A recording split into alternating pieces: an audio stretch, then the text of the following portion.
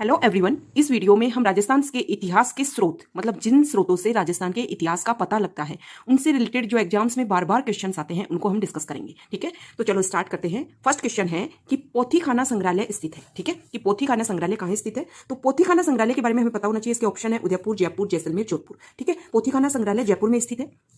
पोथीखाना संग्रहालय को 1952 में जयपुर का आमेर का राजा हुआ महाराजा सवाई मानसिंह।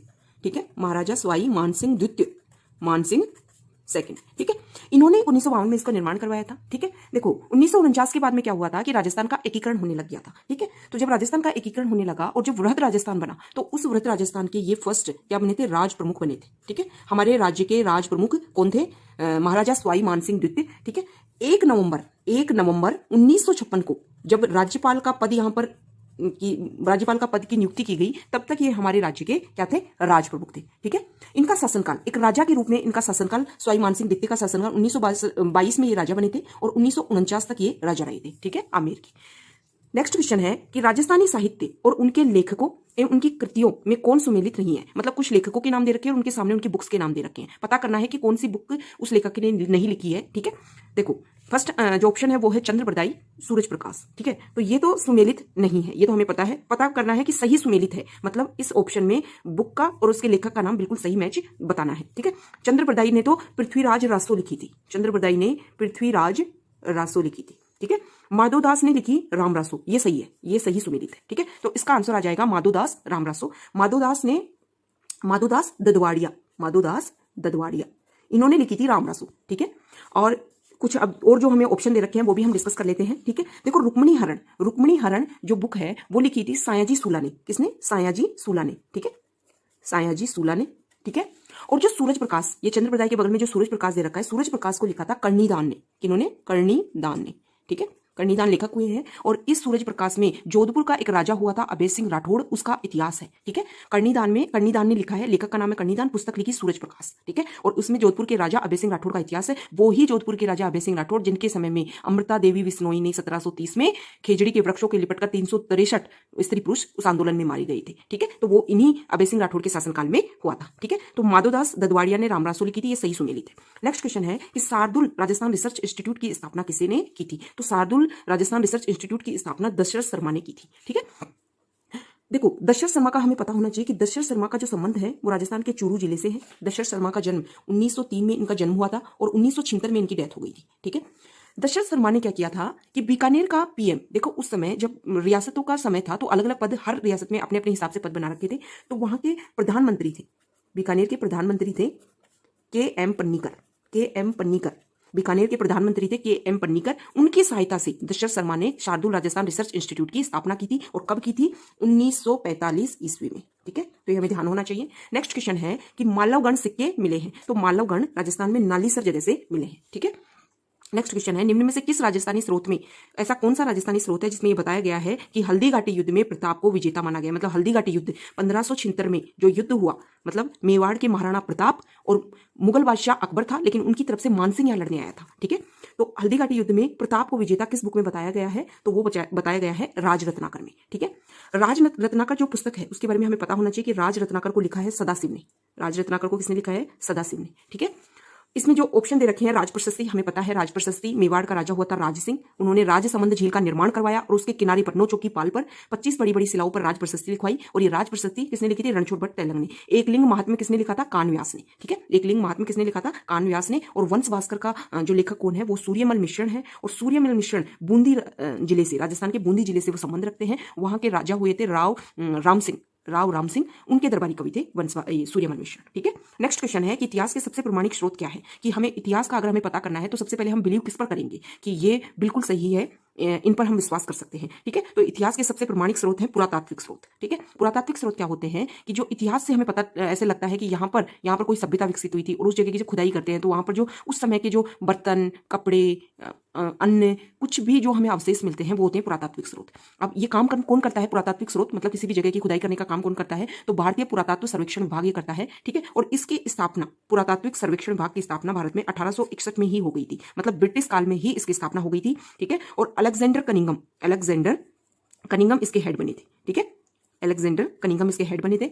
ये भारत में है, भारत में। राजस्थान में भी पुरातात्विक सर्वेक्षण विभाग का कार्य एसीएल कार्लाइल की अध्यक्षता में 1871 में राजस्थान में भी शुरू हो गया था, लेकिन 1902 में जॉन मार्शल के नेतृत्व में राजस्थान पुरातात्विक सर्वेक्षण का पुनर्गठन हुआ था। ठीक है, तो इतिहास का अगर हमें पता करना है तो सबसे प्रमाणिक, सबसे प्रूफ जो स्रोत है वो है पुरातात्विक स्रोत, और ये काम करता है पुरातात्विक सर्वेक्षण विभाग। और भारत में पुरातात्विक सर्वेक्षण विभाग की स्थापना 1861 में हो गई थी। उसके हेड थे अलेक्जेंडर कनिंघम। राजस्थान में भी एसीएल कार्लाइल के नेतृत्व में 1871 में काम शुरू हो गया था, लेकिन 1902 में जॉन मार्शल के नेतृत्व में पुनर्गठन हुआ था। ठीक है, नेक्स्ट क्वेश्चन है कि अभिलेख जिसमें सांबर के चहमान शासकों की उपलब्धियों का वर्णन किया गया है, इस अभिलेख का नाम बताना है जिसमें सांबर के चहमान शासकों की उपलब्धियों का वर्णन किया गया है, तो वो अभिलेख था हर्षनाथ मंदिर अभिलेख। ठीक है, नेक्स्ट क्वेश्चन है कि अशोक का अभिलेख राजस्थान में स्थित है, तो हमें पता है कि अशोक के अभिलेख विराटनगर क्षेत्र में मिले थे। विराटनगर में भी कहां मिले थे? भाबरू में मिले थे, और भाबरू में मिलते हैं, और एक बीजक की पहाड़ी वहां पर है, वहां पर मिलते हैं। ठीक है, बैराट, विराटनगर का दूसरा नाम क्या है? बैराट के नाम से भी भाबरू और बैराट में मिलते हैं। ठीक है,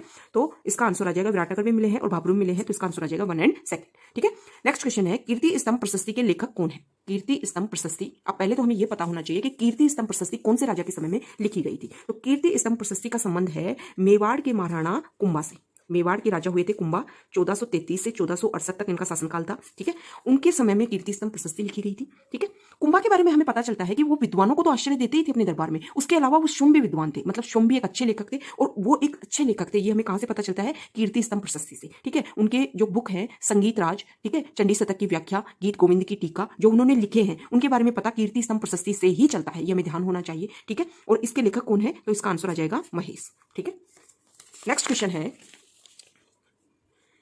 कि कविराज श्यामलदास पुरातत्ववेत्ता मुनिजिन विजय का जिस जिले में जन्म हुआ वह जिला है। ठीक है, कि कविराज श्यामलदास किसके लेखक हैं? कौन से ग्रंथ के? वीर विनोद के। ठीक है, वीर विनोद इन्होंने लिखा था, और वीर विनोद में किसके बारे में बताया गया है? मेवाड़ के जो गुहिल है उनका इतिहास में, मेवाड़ के गुहिल का इतिहास इसमें बताया गया है। ठीक है, तो कविराज श्यामलदास और मुनिजिन विजय कौन से जगह से संबंध रखते थे? भीलवाड़ा से। ठीक है, नेक्स्ट क्वेश्चन है पोथीखाना जयपुर, पुस्तक प्रकाश जोधपुर, सरस्वती भंडार उदयपुर में समृद्ध साहित्य उपलब्ध है जो न केवल राजस्थान को बल्कि भारत को भी समृद्ध बनाए हुए हैं, संबंधित है। मतलब ये यहाँ इन तीनों जगह पर जो इतिहास रखा हुआ है वो किसको संबंध बना हुआ है, वहां किस चीज का इतिहास रखा हुआ है। ठीक है, तो उसका आंसर आ जाएगा राजस्थानी साहित्य। ठीक है, नेक्स्ट क्वेश्चन है कि निम्न में से कौन सी नगरी महाकवि माघ की नगरी के नाम से जानी जाती है? माघ कवि 8वीं सदी में ये माघ कवि हुए थे। इन्होंने संस्कृत में एक ग्रंथ लिखा है शिशुपाल वधम, संस्कृत भाषा में लिखा है, ये हमें ध्यान होना चाहिए। शिशुपाल वधम माघ कवि। ठीक है, तो इनकी जो नगरी है वो है भीनमाल। ठीक है, नेक्स्ट क्वेश्चन है निम्न में से कौन सा युग्म सम्मिलित नहीं है? मतलब कुछ मुद्राएं हैं और कौन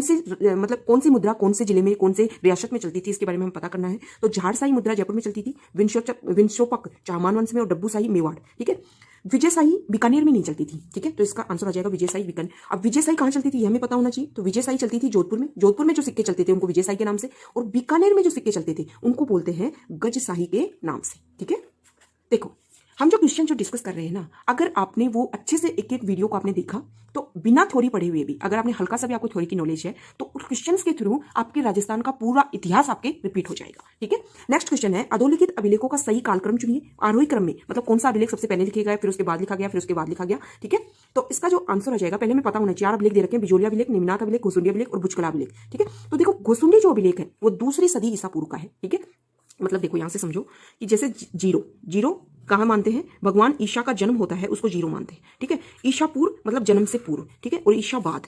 ठीक है, तो अब हमारे चल रहा है 2020, यहां से 1 2 3 ऐसे शुरू हुआ होगा। इधर भी जीरो यहां है तो यहां से 1 2 3, मतलब 2री सदी ईसा पूर्व का है। इस समय लिखा गया होगा घोसुंडी अभिलेख। ठीक है, घोसुंडी शिलालेख। इसमें घोसुंडी शिलालेख में किसके बारे में बताया गया है कि राजस्थान में वैष्णव धर्म चलता था, लोग वैष्णव धर्म को फॉलो करते थे। ये किसमें बताया गया है? घोसुंडी शिलालेख में बताया गया। ठीक है, उसके बाद में हमें पता होना चाहिए कि बुचकला जो अभिलेख है, बुचकला जो अभिलेख है वो जोधपुर में मिला है। ठीक है, और ये 815 ईस्वी में लिखा गया था। ठीक है, 815 ईस्वी में लिखा गया था। फिर है बिजोलिया अभिलेख भीलवाड़ा में हमें मिला है। ठीक है, 1170 ईस्वी में लिखा गया। और नेमिनाथ अभिलेख जिसको लूणव सही अभिलेख के नाम से भी जाना जाता है, ये 12वीं सदी में लिखा गया था। ठीक है, तो इसका आ जाएगा सबसे पहले घोसुंडी, फिर बुचकला, फिर बिजोलिया और फिर नेमिनाथ। तो फोर्थ देखो थर्ड के बाद में फोर्थ तो एक ही ऑप्शन में। ठीक है, नेक्स्ट क्वेश्चन है राजस्थान के इतिहास का निम्न में से कौन सा साहित्यिक स्रोत, राजस्थान के इतिहास का अगर हम पता लगाना है, और कौन सा साहित्यिक स्रोत संस्कृत में रचित है। ठीक है, तो इसका आंसर आ जाएगा पृथ्वीराज विजय। ठीक है, देखो जो समायरिच का जो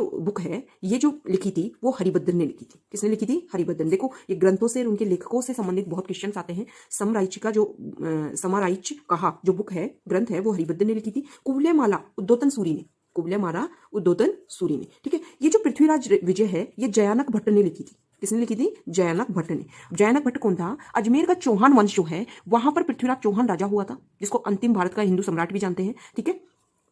जो पृथ्वीराज चौहान के दरबार में कविता जयानक भट्ट उन्होंने लिखी थी पृथ्वीराज विजय, और ये संस्कृत में रचित है, ठीक है। इन्होंने ये जो पृथ्वीराज विजय है या इनके शासनकाल में एक संस्कृत विद्यालय था, ठीक है। इससे हम इस चीज को रिलेट करके बोल सकते हैं कि वहां पर जो ग्रंथ लिखे गए होंगे वो संस्कृत में लिखे गए होंगे। उस संस्कृत विद्यालय का नाम था सरस्वती कंठाभरण, ठीक है। मतलब अजमेर में एक संस्कृत विद्यालय था सरस्वती कंठाभरण, वहां पर 85 विषय, लगभग 85 विषय संस्कृत भाषा में पढ़ाए जाते थे, ठीक है। तो पृथ्वीराज विजय लिखी गई थी संस्कृत भाषा में, जयानक भट्ट ने लिखी थी। नेक्स्ट क्वेश्चन है वह कौन सा शिलालेख है जिससे ज्ञात होता है, वह कौन सा शिलालेख है जिससे ज्ञात होता है कि विक्रयराज चतुर्थ ने दिल्ली को अपने अधीन किया था, ठीक है। तो इसका आंसर आ जाएगा बिजोलिया शिलालेख, ठीक है। देखो बिजोलिया शिलालेख 1170 ईस्वी में इसके बारे में लिखा गया था, 1170 ईस्वी में, ठीक है। बिजोलिया भीलवाड़ा में है, तो ये शिलालेख हमें मिला था भीलवाड़ा में, ठीक है। इसका जो वो है बिजोलिया शिलालेख का जो प्रशस्तिकार है उसका नाम है गुणभद्र, ठीक है। तो मतलब लिखा किसने था? गुणभद्र ने लिखा था, ठीक है। ये जो बिजोलिया शिलालेख है इसमें एक तो क्या बताया गया है, देखो एक तो इसमें पता चलता है कि विक्रयराज चतुर्थ कौन है? अजमेर का जो चौहान राजा था पृथ्वीराज चौहान, उसके दादाजी, उसके दादा थे विक्रयराज चतुर्थ, और इनको बीसल देव चौहान के नाम से भी इनको जाना जाता है विक्रयराज चतुर्थ को, ठीक है। ये विक्रयराज चतुर्थ मतलब बीसल देव चौहान ने दिल्ली को अपने कब्जे में कर लिया था, ये किससे पता चलता है? बिजोलिया शिलालेख। इसके अलावा एक बात और पता चलती है कि इसी बिजोलिया शिलालेख में ये बात बताया गया है कि अजमेर और सांबर के चौहानों को वत्स गोत्रीय ब्राह्मण कहा गया है, ठीक है। तो ये भी क्वेश्चन बहुत बार आता है कि सांबर और अजमेर के चौहानों को वत्स गोत्रीय ब्राह्मण कौन से शिलालेख में कहा गया है? तो बिजोलिया शिलालेख में कहा गया है, ठीक है। नेक्स्ट क्वेश्चन है राजस्थान में अशोक का अभिलेख कहां प्राप्त हुआ है, ठीक है। तो अभी हम डिस्कस किए कि राजस्थान में अशोक का अभिलेख बैराट और भाबरू दोनों जगह से मिले हैं, तो इसका आंसर आ जाएगा बैराट। नेक्स्ट क्वेश्चन है कि राजस्थान नामकरण किसने अपनी प्रसिद्ध कृति में किया, मतलब राजस्थान नाम का सर्वप्रथम उपयोग किसने किया था? तो वो किया था कर्नल जेम्स टोड ने, ठीक है। Okay, thank you.